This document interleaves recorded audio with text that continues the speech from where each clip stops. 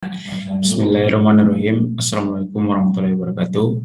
Perkenalkan, nama saya Maulana Malik dengan NPM 10070320086. Saya peserta kelas perencanaan perkotaan kelas C. Di sini saya akan menjelaskan ataupun memaparkan terkait tugas besar perencanaan perkotaan tentang isu permasalahan perkotaan, di mana untuk isunya sendiri saya mengambil di Kota Samarinda, Provinsi Kalimantan Timur, dengan tema kawasan bantaran sungai Karangasem Besar.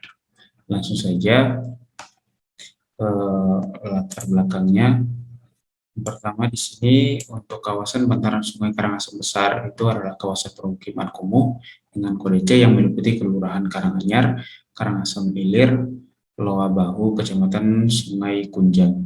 Terus untuk jumlah penduduknya sebesar 10.759 jiwa, kepadatan penduduknya 77 jiwa per hektar, terus kepadatan bangunannya 70 bangunan per hektar, tingkat kumuhnya itu kumuh ringan, terus luasannya itu 50,20 hektar.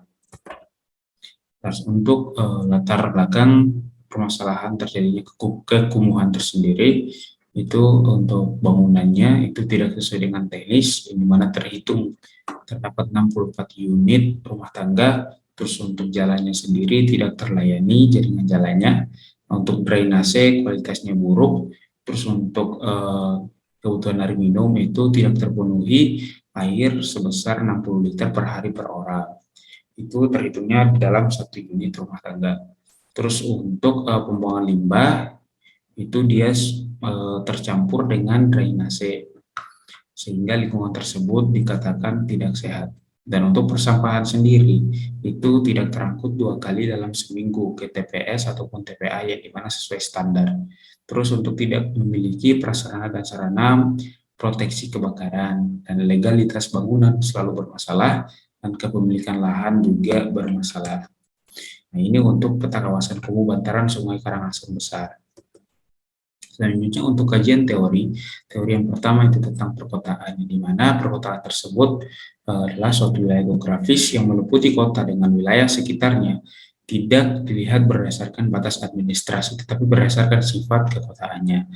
Terus untuk dalam Permen PUPR nomor 2 tahun 2016 dijelaskan bahwa permukiman adalah bagian dari lingkungan hunian yang terdiri atas lebih dari satu satuan perumahan yang mempunyai prasarana sarana utilitas umum serta penunjang lainnya. Dan untuk permukiman kumuh sendiri itu adalah permukiman yang tidak layak untuk dihuni oleh manusia, yang dimana untuk tingkat kepadatan bangunan yang tinggi dan juga kualitas bangunannya serta sarana prasarana lainnya tidak memenuhi syarat. Untuk lingkungan permukiman yang berkualitas adalah terdiri atas kumpulan rumah-rumah yang sehat dalam lingkungan yang sehat dan teratur tata letaknya serta mempunyai prasarana lingkungan yang memadai. Nah, untuk metode analisisnya, itu adalah metode analisis kualitatif dan kuantitatif. Untuk kuantitatif itu adalah suatu proses menemukan pengetahuan dengan menggunakan data berupa angka sebagai alat untuk menganalisis keterangan tentang apa yang ingin diketahui. Jadi kuantitatif itu berupa data yang di dalamnya ada angka-angka maupun nilai-nilai yang bisa untuk menjadi suatu penilaian bagi data-data yang kita perlukan. Terus untuk metode kualitatif adalah penelitian yang digunakan untuk meneliti pada kondisi objek alamnya, di mana peneliti merupakan instrumen kuncinya. Yang dimaksud dengan kualitatif itu adalah suatu metode penelitian yang dimana bentuk dari penilaiannya itu kita melihat suatu objek, di mana kita bisa menilai objek tersebut dengan cara mendeskripsikannya secara alamiah. Itu untuk kedua metode yang dipakai dalam penelitian ini. Selanjutnya itu ada proses perencanaan maupun perencanaan.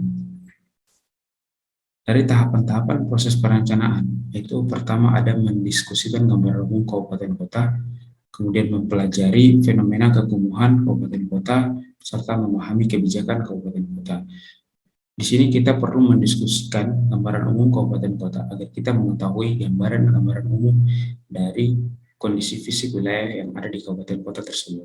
Kemudian kita mempelajari fenomena-fenomena kekumuhan yang ada di kabupaten kota yang kita ambil sebagai studi kasus, di mana dalam hal ini saya mengambil studi kasus Kota Samarinda di Provinsi Kalimantan Timur. Dan kemudian kita harus memahami kebijakan kabupaten kota yang ada di eh, yang kita ambil studi kasusnya.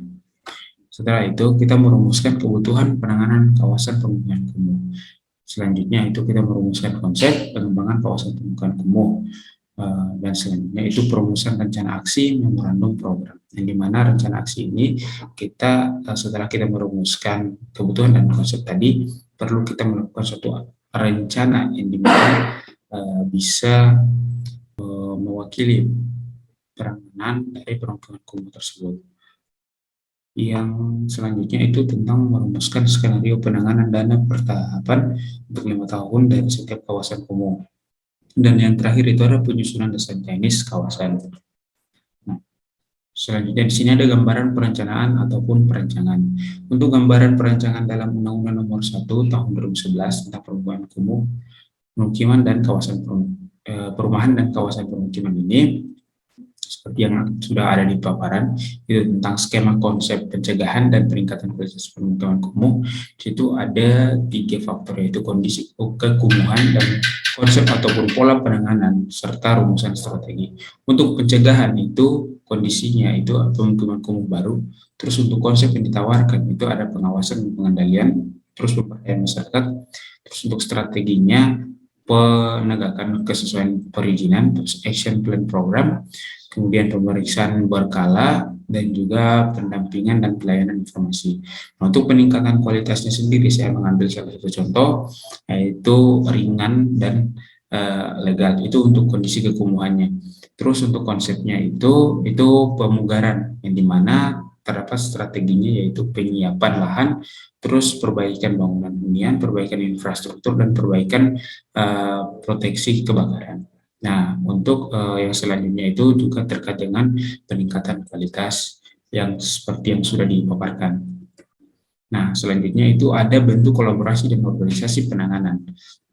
Nah, bentuk kolaborasi ini tidak lain untuk melakukan penanganan pemukiman kumuh yang dimana meliputi bidang sosial, ekonomi, dan lingkungan. Yang pertama itu tentang bentuk kolaborasi di bidang sosial, di mana pertama indikatornya itu terkait bangunan atau bangunan gedung, di mana sumber pendanaannya itu dari APBN, APBD Provinsi, CSR, dan penanggung jawabnya itu Perkim, PUPR, dan BPBD. Nah, untuk indikator lainnya juga tidak jauh berbeda dari bangunan gedung, yang dimana sumber pendanaannya juga tidak keluar dari APBD, APBN, terus penanggung jawabnya juga dari pemerintah setempat. Nah, untuk bidang ekonomi sendiri itu memiliki satu indikator, yaitu pengembangan kawasan yang dimana sumber pendanaannya dari APBD, CSR, dan APBN. Dan penanggung jawabnya yaitu dari pemerintah setempat juga. Nah, untuk bentuk kolaborasi di bidang lingkungan itu tidak jauh berbeda dengan bidang sosial tadi. Indikatornya juga sama, namun di bidang lingkungan ini sumber pendanaannya ditambah dengan swadaya. Dan untuk penanggung jawabnya juga tidak keluar daripada pemerintah setempat yang ada di kabupaten kota maupun provinsi. Nah, untuk pembiayaannya sendiri terkait dengan kekumuhan yang terjadi di kawasan yang sudah saya ambil itu seperti yang sudah saya paparkan juga.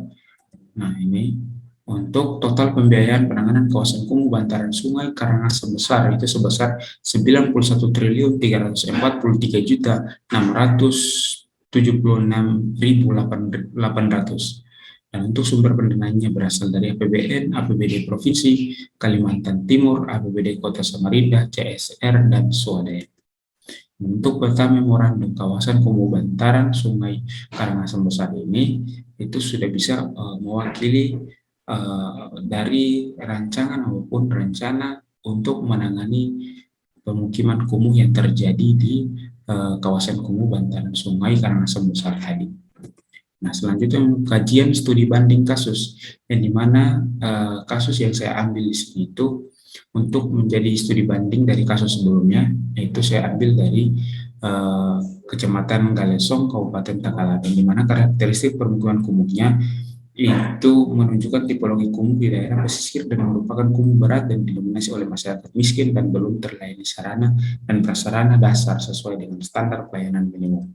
Untuk strategi penanganannya, permukiman kumuh nelayan Galesong dilakukan dengan cara pengembangan potensi kawasan perkotaan berbasis keberlanjutan lingkungan hidup, terus pengembangan kawasan pemukiman perkotaan yang diikuti dengan pengelolaan kawasan pesisir secara berkelanjutan. Karena mengingat bahwa tadi untuk permukiman kumuh di Galesong, Kabupaten Takalani ini itu berada di kawasan di pesisir. Terus pembangunan pemukiman dan infrastruktur perkotaan yang terintegrasi dengan sistem pengelolaan lingkungan hidup, pembangunan kawasan perkotaan yang diikuti dengan pengendalian pemanfaatan lahan-lahan produktif, dan juga penataan dan pengelolaan kawasan pesisir secara berkelanjutan. Nah, untuk selanjutnya itu implementasi aturan terkait standar pembangunan kawasan 127 permukiman mendorong kesadaran masyarakat terhadap kebersihan lingkungan masyarakat serta peningkatan kondisi ekonomi masyarakat melalui penguatan sistem usaha produktif masyarakat nelayan. Nah, itu saja yang dapat saya paparkan, lebih dan kurangnya saya mohon maaf. Langsung saja saya akhiri dengan mengucapkan alhamdulillahirabbil alamin. Wassalamualaikum warahmatullahi wabarakatuh.